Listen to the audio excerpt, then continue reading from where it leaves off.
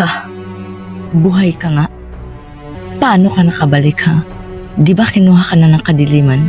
Paano mo natin napatayin na pinagawin mo ang katawan ko, ha? Ganun ka na ba talaga kasama, Crisel? Krista, nagbago ka lang ng itsura at katawan. Pero ganun ka pa rin, ang dumi-dumi pa rin, nagnakaw ka naman ng katawan na. Ngayon, Crisan, hindi mo na sa akin mabawi ang katawan ko. Ito ang kapalit sa ginawa mo sa akin. Hindi ko papayag kasi hindi ko mababawi sa iyong katawan ko. Tandaan mo, babawiin ko sa iyong katawan ko, Crisil. Tandaan mo yun, Crisil. Babawiin ko sa iyo ito. Walang hiya ka. Jessica, Crisan. Ano nangyari dito? Bakit nag-aaway kayo? Na hindi po ako nagsimula si Crisel. Na hindi totoong sinasabi ni Jessica. Nay, huwag kang maniwala sa kanya. Siya ang nagsimula nito, hindi ako, Nay.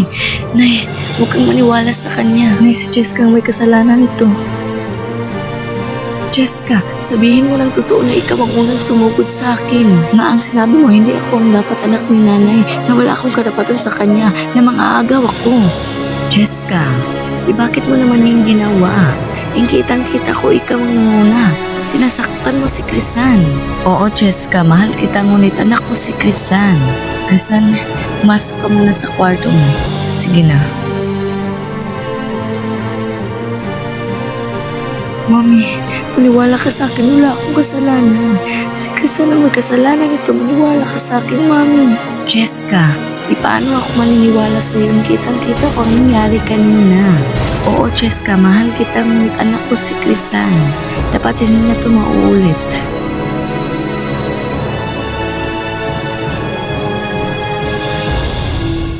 Bye, Diego. I love you.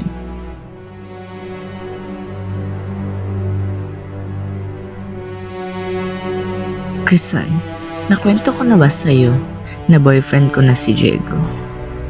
Crisel, bakit mo ito ginawa? Gusto mo bang isa-isahin ko nangyari kahapon? Alam mo, Crisan, hinalikan niya ako. Tapos ang sarap-sarap, Crisan. Kami ni Diego. Crisel, bakit mo ito ginawa? Alam mo, Crisan, magdi-date kami ngayon. At ako na, ikaw, wala ka na dun. Ano bang bagay sa akin, Crisan? Ng buhok ko, ganito ba? Crisel, itigil mo na to.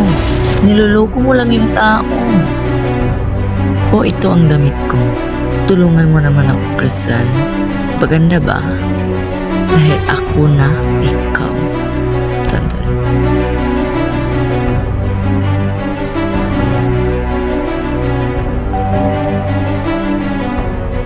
Crisan, buksan mo yung pinto.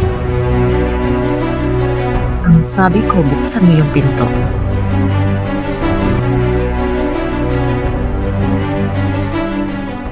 Asan si Crisan?